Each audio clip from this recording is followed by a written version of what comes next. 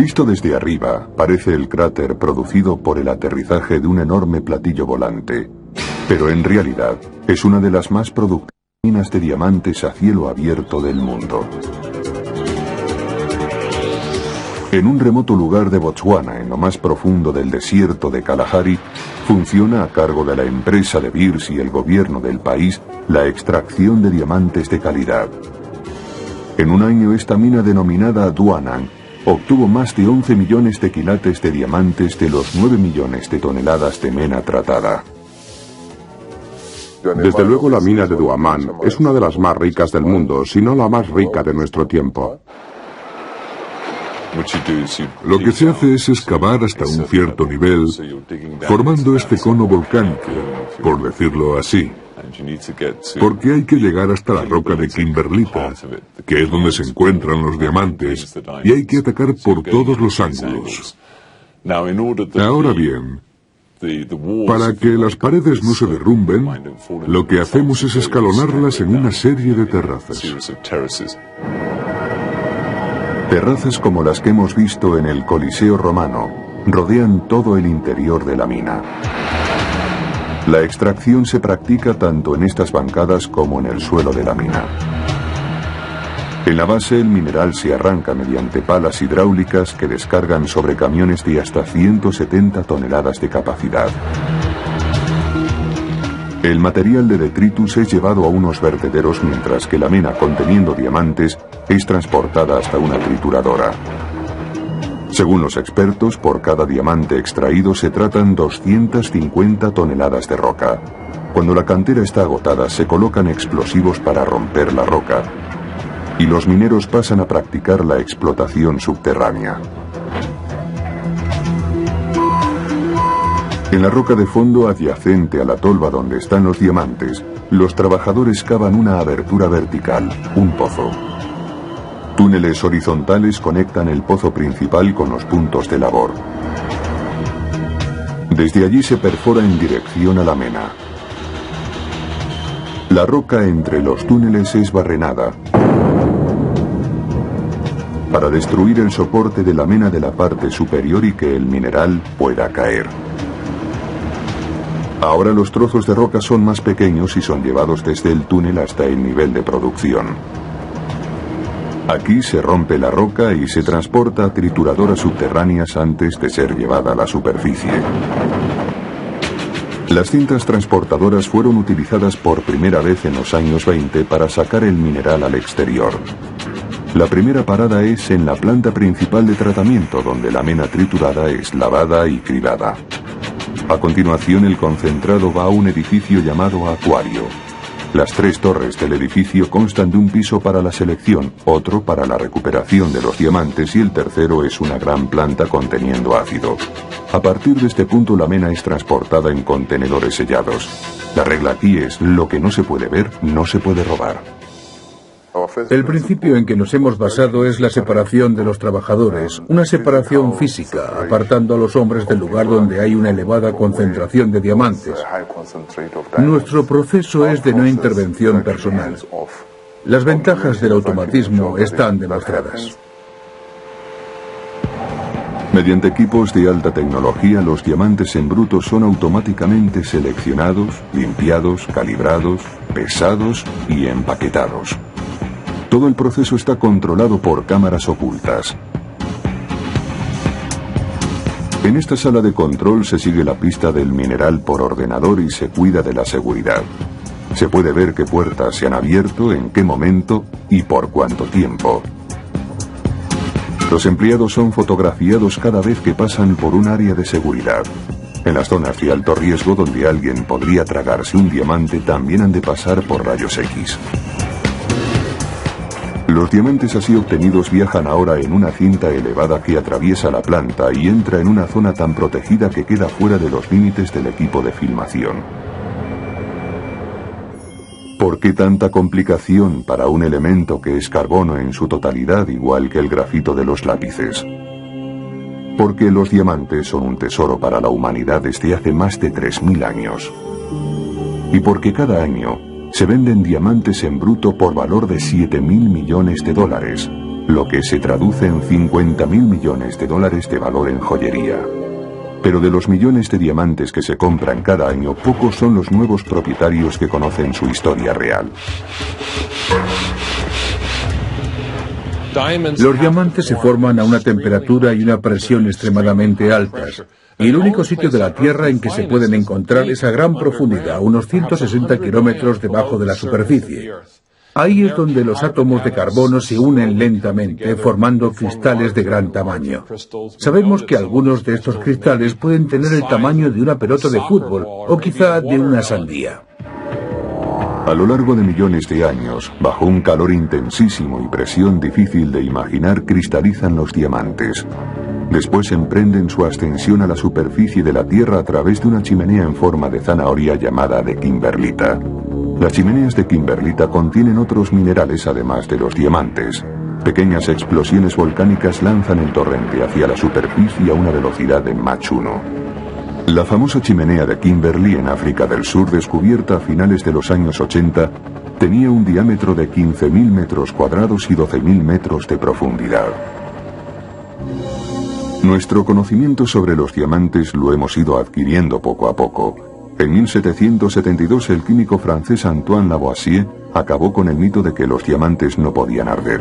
Hizo converger los rayos solares a través de una gran lente circular, enfocándolo sobre un pequeño diamante colocado sobre un cuenco de vidrio lleno de oxígeno.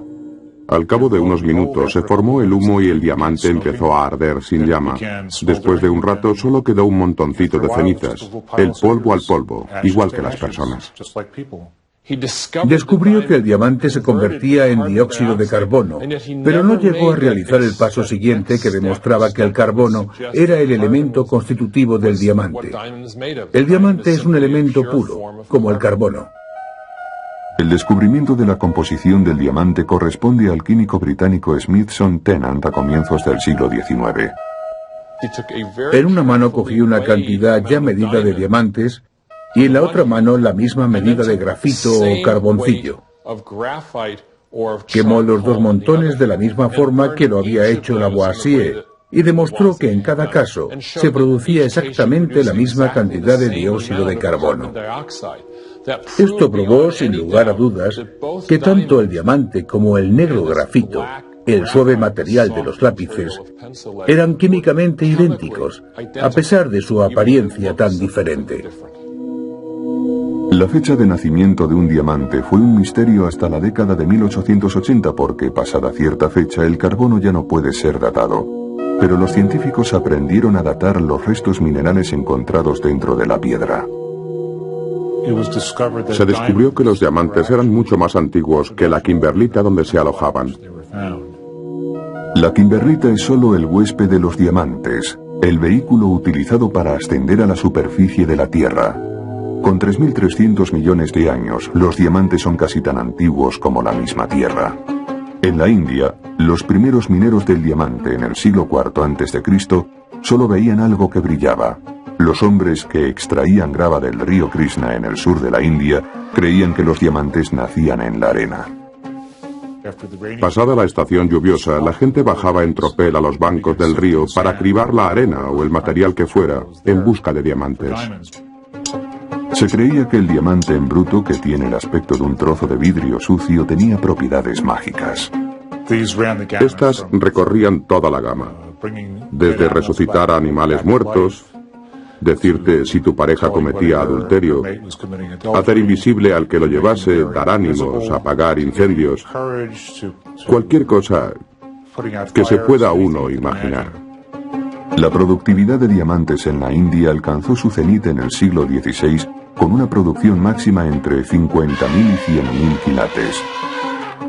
Pero ese volumen casi se eclipsó por el descubrimiento de grandes depósitos diamantíferos en Brasil en 1725 a las orillas del río Dos Marinos. Con una batea de madera se conseguía apartar la arena y la arcilla, seleccionándose los diamantes a mano entre los minerales pesados. Se ha calculado que entre 1730 y 1822, Brasil produjo diamantes por valor de casi 3 millones de quilates. Pero ni Brasil ni la India alcanzaban el flujo de diamantes encontrado en otra remota parte del planeta. La carrera por los diamantes de Sudáfrica. En 1866, la fiebre despertada por los diamantes de Sudáfrica estaba en la portada de todos los periódicos. Comenzó cuando Aramis Jacobs, a sus 15 años, encontró una piedra traslúcida en la granja de su padre en la orilla meridional del río Orange. La piedra era un diamante de 21 quilates. Todo el mundo quería ir a Sudáfrica, pero los transportes no eran buenos en aquel tiempo y tardaban 3 o 4 meses en llegar. En un año, una enfebrecida mezcla de veteranos de la guerra civil, europeos del este y del oeste y canadienses, doblaron el Cabo de Buena Esperanza en busca de diamantes. Los peones negros tenían que hacer el trabajo sucio, aunque también los blancos tenían que bregar. Todo el mundo trabajaba bajo el sol, con las moscas alrededor y en aguas residuales. Los diamantes se lavaban a mano entre las piedras de aluvión del río. Al cabo de un tiempo la gente empezó a desplazarse hacia el campo, lejos de los ríos, con la esperanza de encontrar también allí diamantes.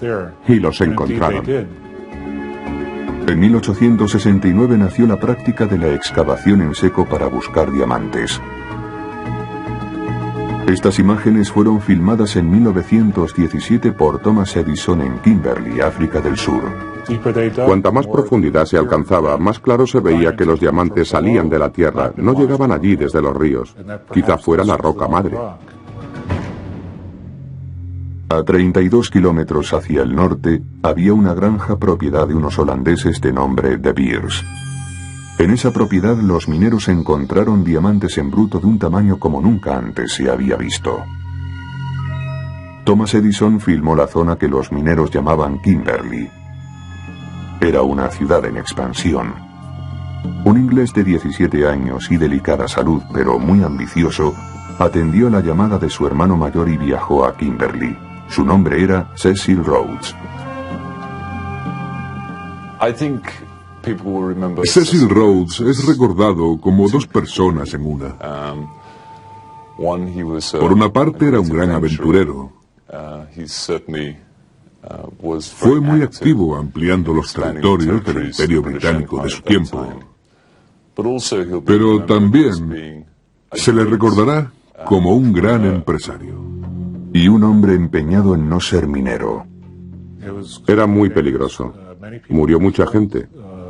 Hay testimonios de enormes rocas que caían montaña abajo sepultando a los mineros. Hubo hombres que cuando bajaron a trabajar a un pozo, encontraron allí los cuerpos sin vida de otros mineros. Eran miles los individuos que trabajaban en la excavación. Había mucho caos. Imagínese usted algo parecido a la fiebre del oro. Aquella era una auténtica ciudad del salvaje oeste. Y para hacerlo aún más peligroso, solo faltaba la dinamita que empezó a usarse en la minería en 1900. El territorio estaba dividido en prospecciones de 10,3 metros cuadrados, separadas entre sí por carreteras. Se dice que fue la mayor excavación manual de la historia de la humanidad, incluyendo Babilonia y Egipto. Esos cientos de metros constituían un laberinto de filones y la amarillenta tierra de Kimberley empezó a colapsarse. La gente se estaba quedando sin agua y Cecil Rhodes se hizo con el único pozo en 1000 kilómetros a la redonda. Gracias al pozo ganó una fortuna. Los frecuentes derrumbamientos atemperaron las esperanzas de una riqueza fácil. Los mineros que se marchaban vendían sus concesiones a Cecil Rhodes. En medio de ese caos, Cecil Rhodes vio que la mejor manera de llevar adelante la industria del diamante, evitando su destrucción allí y entonces, era crear una asociación de todos los productores. A la edad de 27 años, Rhodes era el mayor propietario minero de Kimberley. Cuando los hermanos De Beers vendieron su granja por apenas 6.000 libras, dejaron atrás solo su nombre. Cecil Rhodes se apropió del nombre De Beers para exprimir a su auténtico y único competidor, Barney Barnato. La estrategia de cada uno de ellos era totalmente diferente, porque Barnato poseía más dinero que Rhodes en aquel momento. Rhodes presionó para asociarse con Barnato, a lo que siguió una batalla financiera y al final quien ganó fue Rhodes. Fusionó los holdings de ambos en la De Beers Consolidated Diamond Mining. Con la posterior compra de la famosa Deutsche Bahn and Bulfontein Diamond Pipe Mines, Rhodes controlaba a principios de siglo más del 95% de los diamantes del mundo. Para asegurar el valor presente y futuro de los diamantes, Cecil Rhodes inició un movimiento hacia el control centralizado de su producción y puesta en venta, un movimiento sin precedentes en la economía mundial. Basaba el volumen de diamantes puestos en el mercado en el número de enlaces matrimoniales que se celebraban cada año en Estados Unidos, porque los anillos de compromiso eran el grueso del mercado. La distribución de sus diamantes iría a través de un único canal. El nacimiento de lo que conocemos como canal individual se produjo en 1890, un par de años después de la fundación de la De Beers Consolidated. Un grupo de tratantes en diamantes, con base aquí en Haddon Garden, se unió para crear el London Diamond Syndicate. Y este sindicato se hizo cargo de la producción de las minas de Beers y su comercialización por todo el mundo. El escenario estaba preparado, listo para recoger la cosecha del plan de Cecil Rhodes. Ernest Oppenheimer fue a Londres a trabajar con su tío en una empresa llamada Duncan Spuller. En 1902, poco después de la muerte de Cecil Rhodes, se trasladó a Kimberley y empezó a comprar diamantes de la empresa De Beers para venderlos a través de la sociedad de su tío. En Kimberley, Oppenheimer vio la erosión gradual de la industria del diamante. El canal individual funcionaba siempre que África del Sur produjese el 95% de los diamantes del mundo, pero nuevas producciones en Angola, el Congo y Namibia ponían también diamantes en el mercado, lo que forzaría una bajada de los precios. Con el respaldo del financiero J.P. Morgan, Oppenheimer fundó la Anglo American Corporation para la explotación de un campo de oro en Witwatersrand, África Oriental. Entretanto, el inicio de la Primera Guerra Mundial provocó un descenso en la industria del diamante. El dinero se gastaba en productos básicos, no en diamantes. Cuando Oppenheimer regresó a África del Sur en la década de 1920, se encontraba en buena posición para comprar algunas concesiones diamantíferas en la costa occidental de Namibia. Más tarde ingresó con esa mina como capital social en De Beers, haciéndose con el control de la empresa. En 1926 fue nombrado director de De Beers y en 1929 era ya el presidente. Para entonces había elevado el negocio del diamante al siguiente nivel. No solo controlaba el suministro mundial, sino que controlaba los puntos clave que venderían sus diamantes. Esto le permitió avanzar más y fomentar su idea de una estabilidad a largo plazo dentro de la industria. Así, en 1930 vemos de nuevo cómo todos los productores se reúnen y asistimos a la creación de lo que se llamaría una organización central de ventas. De acuerdo, le garantizo 250. La familia Oppenheimer dirigió con gran éxito la firma De Beers como un cártel hasta casi las puertas del siglo XXI, a pesar de que ello significase la prohibición legal de operar en suelo estadounidense. Hasta hace poco el negocio del diamante ha sido un monopolio. La proliferación de minas fuera del control de De Beers comenzó a romper su dominio sobre la gema más preciada del planeta. Y la primera grieta en el imperio de hielo de De Beers tiene su origen en Rusia. La familia Oppenheimer había controlado el suministro mundial de diamantes durante casi medio siglo hasta la aparición de la Rusia comunista en 1947. En 1954 se encontró en Siberia la primera chimenea de kimberlita. En 1955 se descubrieron dos más, con 10 días de intervalo entre sí. La mina rusa de Akil se convirtió en una de las más ricas del planeta. No por el volumen de producción, sino por el gran porcentaje de diamantes de calidad. Son octaedros perfectos, piedras hermosas y diáfanas. Para llegar a las piedras hay que atravesar un suelo que ha permanecido helado desde la última edad de hielo. Desde hace 1.600.000 años, hasta hace 10.000 años. En estas condiciones árticas tan extremas, un día de primavera significa 30 grados bajo cero. En estas tierras, la minería supone un modus operandi totalmente nuevo y un reto a la ingeniería. Y la razón es que una vez abierto el permafrost y cuando, por ejemplo, las casas construidas sobre él aportaron calor al ambiente, el suelo y los cimientos corrían el riesgo de ceder peligrosamente. Se trataba pues de mantener el suelo permanentemente helado para que no se hundieran los cimientos de las construcciones levantadas sobre el permafrost. Al llegar al nivel de las minas, el reto fue gigantesco. Envolvieron los pilotes en un material confeccionado a base de agua caliente y con un coste enorme los mantenían siempre a la misma temperatura. Había solo dos alternativas, o mantenerlos calientes o fríos, pero sin variaciones térmicas.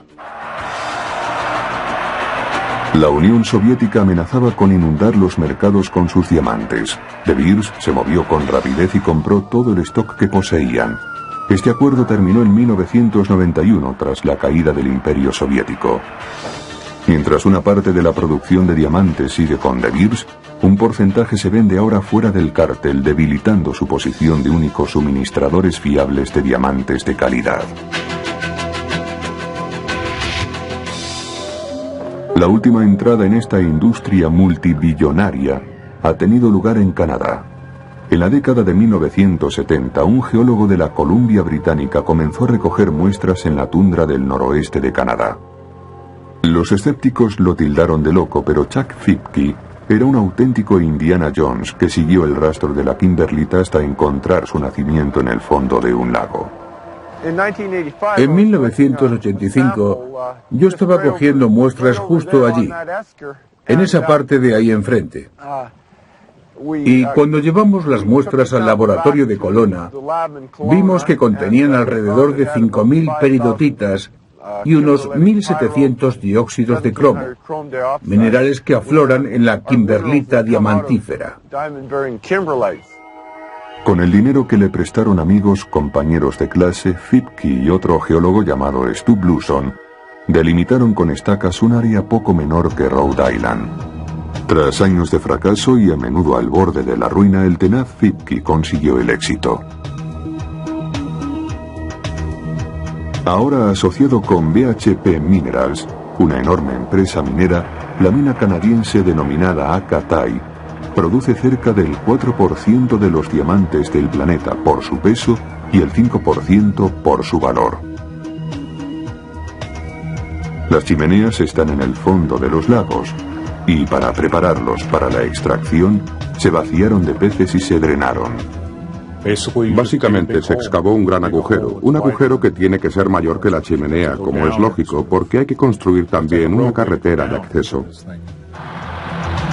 Utilizando una pala a vapor de 3 pisos de altura se extraen toneladas de mena del antiguo lecho del lago, descargándolos en un enorme camión.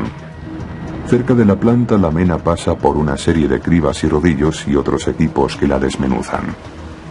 Por supuesto no hay que hacer un triturado fino para evitar deshacer los diamantes. En la etapa final, el material diamantífero pasa por un aparato cuyos rayos X descubren la partícula más pequeña que pasa por la cinta transportadora. Los diamantes son fluorescentes, pero no son los únicos en pasar por rayos X. También las personas deben pasar por los rayos X. Y las botas que llevan puestas te colocan tras un aparato que te mira todo el cuerpo para comprobar que no llevas diamantes encima. Los primeros inversores de Fipke y Bluson son ahora millonarios, y entre los dos geólogos tienen un patrimonio de $1 billón. Siguen llevando los mismos zapatos y pantalones gastados. Parece que nada les afecta. ¿Dónde pueden encontrarse diamantes? La respuesta obvia es alrededor de una chimenea de kimberlita, pero cuando la chimenea se llena de agua, los diamantes están en los lechos fluviales y en el mar. En 1961, un negociante tejano exploró los bajíos adyacentes a la costa, al norte del río Orange, el territorio conocido hoy como Namibia. En 1967, De Beers sustituyó a ese temprano explorador empezando a recoger muestras. En 1970 pudieron ya hacer muestreos de sedimentos acuáticos a una profundidad de 218 metros. Sus trabajos condujeron al descubrimiento de un depósito diamantífero en el Océano Atlántico, en la placa continental central. Los diamantes habían sido llevados al océano por la erosión de la superficie terrestre a lo largo de millones de años. En 10 años, De Beers había conseguido en el Atlántico más de 400.000 quilates de diamantes, trabajando a una profundidad máxima de 170 metros. El primer reto de la minería oceánica es sacar la grava del lecho marino. La grava que guarda los diamantes, es decir, donde estos se concentran, es literalmente succionada, igual que lo haría una aspiradora. Los barcos de De Beers son plataformas petrolíferas con un agujero en el centro. Por ahí es por donde actúa el mecanismo de extracción, que baja hasta el lecho marino y extrae la grava, succionándola. La gran ventaja de este barco es que la concentración inicial se hace directamente a bordo, arrojando por la borda el material de desecho, mientras el barco avanza con un movimiento de subida y bajada. Existen dos métodos para succionar la grava del mar. El sistema horizontal, mediante un tractor oruga que deposita la grava en el barco con mangueras flexibles, y el vertical, consistente en un taladro de gran diámetro. Este método sube la grava al barco desde el lecho marino. Se puede retroceder a los agujeros primarios, los agujeros gloriosos, como los llaman, los cuales son irregulares en la base del fondo marino y se recargan después de una fuerte tormenta. Se recargan de diamantes y así, periódicamente, pueden ser vaciados, subiéndose el material a bordo y encontrando cada vez nuevos diamantes en el mismo sitio. A bordo, la grava se divide en 3 tamaños por un proceso de cribado. El tamaño menor es en su mayoría cuarzo y es descargado. El tamaño mayor raras veces contiene diamantes, por lo que es arrojado por la borda. Y el tamaño mediano es procesado para separar los minerales pesados, incluido el diamante, de un mineral de desecho más ligero. Este concentrado pasa por rayos X, separándose los fluorescentes diamantes del resto del material. Después de la última selección, los diamantes están listos para su transporte. Y entonces los colocan en las lanchas motoras que los llevan a tierra. De la mina de diamantes a la joyería. Solo los mejores darán la talla. A continuación, relatamos el proceso manual del seleccionado de diamantes en 1600 categorías diferentes. Estamos en Gaborone, la capital de Botswana. La prosperidad de esta región se debe a los ricos depósitos de diamantes. En este edificio se seleccionan y evalúan los diamantes de la mina de Duanan. En este departamento valoramos los diamantes grandes dentro de las numerosas categorías que existen en base al color, la calidad y la forma. La primera separación se hace en cuanto a la calidad de la gema y tipo industrial. El propósito de la selección es calcular un precio de salida para los diamantes en bruto. El aprendizaje inicial para este puesto dura 6 meses. Cuando una persona no hace bien la labor de selección, la despedimos. Los seleccionadores expertos obtienen hasta 16.000 categorías diferentes por el color, el tamaño, el peso, el modelo, la diafanidad, la pureza y las subcategorías de cada caso. Las piedras pequeñas son seleccionadas por ordenador. Los seleccionadores se enfrentaban a la llamada carrera del diamante de minas, que incluía todas las clasificaciones.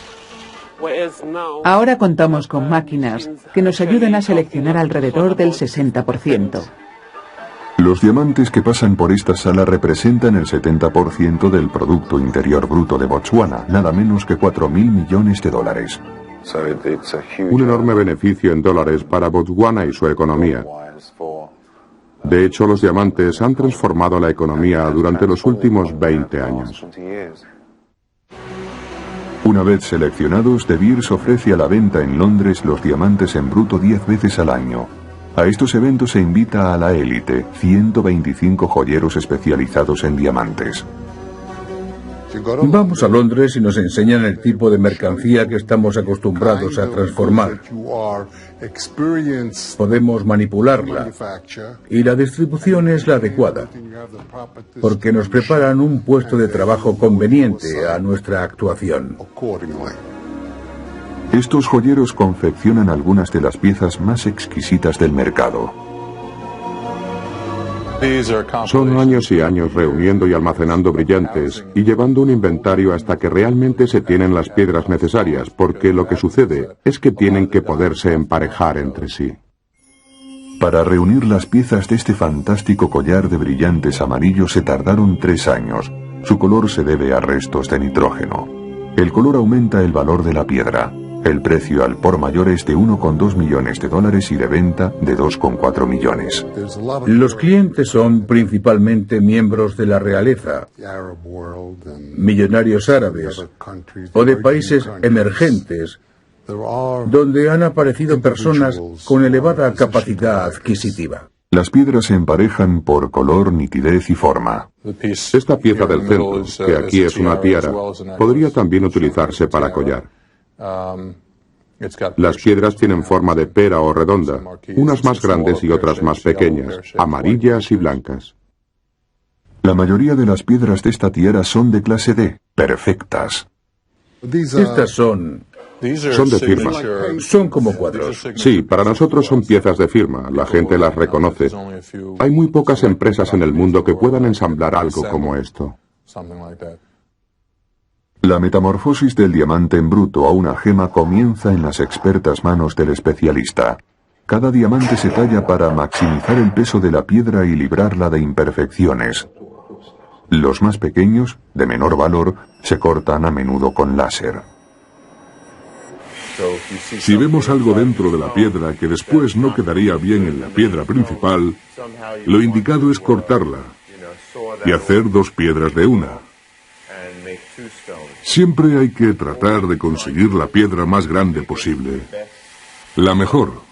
Dejamos a la piedra que nos cuente lo que ella quiere que hagamos en su interior. Los talladores de diamantes necesitan hacer un aprendizaje de 5 años. Harvey Lieberman lo hizo con su padre. Voy a coger esta piedra en bruto, que tiene aproximadamente 8 quilates, y hasta ahora no se ha hecho nada con ella. Lo primero que voy a hacer es labrar una faceta inicial allí donde creo que tiene la mayor superficie, en la parte de arriba, llamada tabla. La fijo con cemento. Así. Donde está el grano de la piedra. Y la pongo en la rueda. La primera patente de una rueda para diamantes data de 1898. La rueda actual es igual que aquella. Para labrar una faceta se requiere algo tan duro como el propio diamante. Los maestros utilizan polvo diamantino. Esto es polvo diamantino suelto. Se puede aplicar con algo de pegamento o aceite de linaza y trabajarlo con otro diamante. Así, una parte de la rueda corta la faceta. Cuando el diamante ha terminado de cortar y tengo ya la faceta terminada, quiero quitar las rayas de la superficie para conseguir un buen pulido, como pueden ver en el certificado que se adjunta. Después, empiezo a pulimentar por aquí. Este polvo de encima de la rueda es mucho más fino y es con este con el que se pule la faceta. Los diamantes tienen granos igual que la madera. Como el diamante es un material bastante diáfano, no siempre es fácil localizar el grano. Como es una superficie natural, viva y muy dura, cuando tiene un mal día y no quiere cortar, lo pasamos francamente mal. Mientras otras etapas de la industria del diamante han cambiado con la tecnología, el arte de la talla sigue estando en manos del maestro. Estoy seguro de que llegará el día en que los ordenadores lo hagan todo y no me necesitarán ya. Pero supongo que para entonces ya no estaré aquí. Bajando la calle de las oficinas de Manhattan de Louis Glick & Company se encuentra el Distrito del Diamante. Muy por encima de las tiendas de la calle 47 Oeste está el Laboratorio Gemológico Europeo. Aquí los gemólogos aplican una serie de test a los diamantes tallados y pulidos. Al final, cada piedra recibe un certificado de autenticidad que incluye las características particulares de cada gema. En un laboratorio gemológico profesional, utilizamos aumentos con zoom binocular para localizar las características externas e internas que determinan el grado de pureza de un brillante. Las características que no se encuentran con 10 aumentos son desechadas. Los brillantes sin impurezas o características externas con 10 aumentos se califican de perfectos y son muy raros. La clasificación del color se hace comparando un brillante desconocido con un juego de piedras maestras, previamente clasificadas según un estándar internacional. Y aquí está la caja negra donde los gemólogos clasifican la fuerza fluorescente y el color de un brillante. Esta máquina científica, el analizador de proporciones y dimensiones Xeron, es otra forma de identificar los brillantes. La máquina funciona mostrando en la pantalla del ordenador una imagen sombreada del brillante, y el ordenador analiza las proporciones desde cientos de ángulos diferentes. Este análisis es interpretado y vertido a una base de datos central, que es de la que se sirve la AEGL USA para extender sus certificados. La relación entre los ángulos, la calidad del pulimentado, la proporción entre las partes superior e inferior del brillante, el tamaño de la tabla comparado con la anchura y muchos otros factores determinan la calidad de la talla. De los 4 parámetros, peso en quilates, pureza, color y calidad de la talla, el máximo valor puede ser aportado por la forma en que el diamante ha sido tallado. Hay un método relativamente nuevo para identificar un brillante, mediante la inscripción. Lo que vemos ahora es una tipificación técnica de ciertas características que se graban con un láser especial en la arista, el pequeño borde del brillante. Las letras son diminutas, inapreciables a simple vista. La máquina es capaz de grabar cualquier cosa. Podemos reproducir logotipos de empresas, logotipos corporativos, enseñas personales, timbres heráldicos. Por motivos de seguridad, algunos joyeros solicitan el número de la seguridad social. Los amantes, palabras de cariño. El láser opera en la región ultravioleta del espectro, lo que significa que la piedra no se quema. Es un proceso totalmente inocuo. Podríamos grabar sobre un pelo humano. Hemos elegido grabar nuestro nombre en este brillante de 5 quilates. Una piedra como esta se vende al detallista por unos $93.000. Pero, ¿qué sucede si este brillante ha sido confeccionado por una máquina? Veamos ahora brillantes confeccionados por el hombre. Desde que Smithson Tennant descubrió el secreto de que el diamante es una variedad del carbono, los científicos lo han intentado todo por hacer diamantes a partir del grafito. Al cabo de 150 años lo han conseguido. Para fabricar diamantes, los científicos tienen que imitar en el laboratorio las condiciones adecuadas. La elevada temperatura no es demasiado difícil. Sabemos que con fuego o haciendo pasar la electricidad a través del material adecuado se pueden conseguir miles de grados. Pero también hay que tener una presión muy alta, una presión equivalente a una columna de roca de 150 kilómetros. Ferdinand Moissan, un químico francés que en 1884 se interesó por el flúor, dedicó su atención en 1892 al desarrollo de un horno eléctrico. En un experimento con carbono, Moissan afirmó en 1893 haber sintetizado diamantes en su horno, trabajo por el que ganó el premio Nobel. Al final del proceso encontró esos cristales resplandecientes y facetados que se parecían mucho a los diamantes. Entonces Moissan dijo: he fabricado diamantes. Y como había ganado el premio Nobel, todo el mundo le creyó. Lo que en realidad obtuvo Moissan fue carburo de silicio, ahora llamado moissanita. Hoy en día la moisanita se comercializa como gema sintética por su parecido con el diamante, pero se vende a una 1/10 parte de su precio. En 1913, William y Lawrence Bragg, un equipo compuesto por 2 ingleses, padre e hijo, utilizaron la nueva tecnología cristalográfica de rayos X para determinar la estructura atómica del diamante. Sirviéndose de estos conocimientos, un profesor de física de Harvard empezó a trabajar con todos los elementos disponibles, desde agua hasta cera, poniéndolos bajo una tremenda presión. Tomó alcohol, gasolina, trituraba y conseguía producir todo tipo de materiales nuevos. Eso fue lo que hizo Percy Bridgman. Lo hizo mejor que nadie y se pasó 4 décadas investigando sobre ello. Percy Bridgman no consiguió fabricar diamantes, pero abrió el camino para otros investigadores. Después de la Segunda Guerra Mundial, la generación que había construido la bomba atómica formó un equipo en la General Electric para hacer diamantes sintéticos de una vez por todas. El proyecto se llamó Superpresión. Del equipo de la General Electric destacaron sobre todo 4 científicos. Y de estos 4, el más destacado, quizá el más brillante y desde luego el más implacable, fue Tracy Hall. Tracy Hall no participaba de la teoría de sus compañeros de equipo sobre la forma de construir el mejor mecanismo de altas presiones. Ellos querían utilizar acero, Hall quería carburo. Tracy Hall prefería un diseño más estrecho. Un diseño llamado cinturón, en el que un aparato circular mantiene la muestra en su lugar mientras 2 pistones la aprietan al mismo tiempo.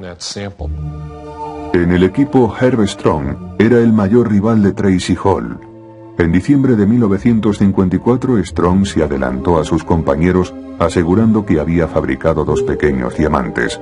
Pero cuando fueron analizados, se vio que esos pequeños fragmentos no habían sido fabricados por el hombre, sino que eran diminutos diamantes de una mina. Aquel mismo diciembre, Tracy Hall, con su mecanismo de cinturón y los mismos principios químicos desarrollados por Herb Strong y otros, lo consiguió. Obtuvo diminutos diamantes que iniciaron esta carrera experimental. Fue la primera vez que el ser humano lo había conseguido y ahora se podrían fabricar. Por su trabajo, General Electric entregó a cada uno de los científicos punteros, Tracy Hall incluido, una bonificación de $25. Los primeros diamantes sintéticos eran como granos de arena. Para hacer diamantes mayores, los científicos usaron un método diferente. Si se empieza la carrera experimental con un cristal pequeño de diamante, se crea el sitio para el ataque de otros átomos de carbono, y atacando despacio y con método, el pequeño cristal crece hasta convertirse en un cristal grande. General Electric descubrió que las sustancias que contienen carbono se pueden convertir en diamantes, incluida la mantequilla de cacahuete. La idea es crear un ambiente experimental de elevadas temperaturas y presión. Tienes una muestra constituida sobre todo por carbono y la guardas con mucho cuidado para que no toque las paredes de tu aparato. Ahora la comprimes utilizando piezas de acero o carburo o incluso otros diamantes en algunos casos. Y después aplicas una presión tremenda mediante una gran prensa que puede tener de 3,5 a 4 metros de altura con miles de toneladas de fuerza aplicadas sobre una superficie muy pequeña. El último paso es conectar el fluido eléctrico para que la corriente pase a través de la muestra.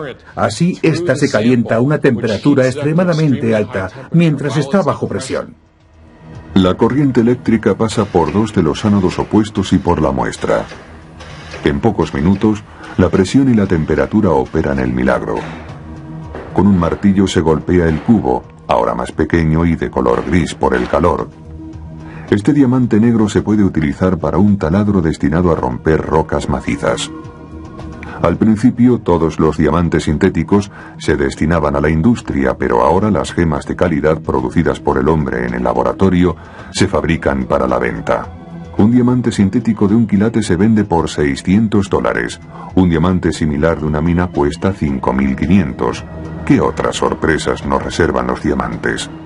El doctor Roy Lewis, científico de la Universidad de Chicago, retirado y dedicado a la medición del gas noble xenón en meteoritos, se ha topado con diamantes en el patio trasero.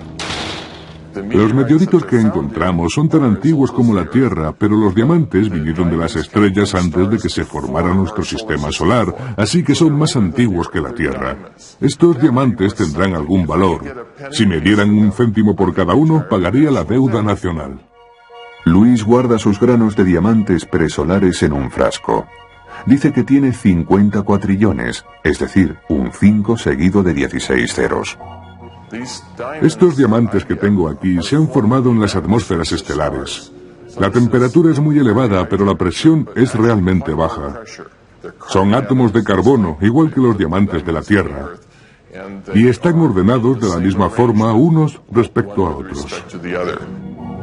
Los llamados nanodiamantes son tan diminutos que es imposible medirlos individualmente. Todos los diamantes se encuentran en la materia de color gris oscuro que está entre cada pieza individual que podemos ver aquí. Pero si arrojas esto a un gran cubo de ácido clorhídrico, la mayor parte se disuelve. Clasificando por tamaño se termina teniendo diamantes. Esta fotografía de diamantes agregados parece un mar de aguas negras. Cada mota negra es un diamante.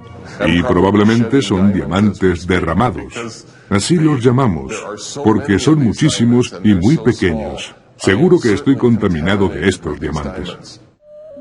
Bueno, ese es un estado del que pocos se quejarían. No debe extrañarnos el precio que alcanzan, en vista del largo recorrido que han tenido que hacer.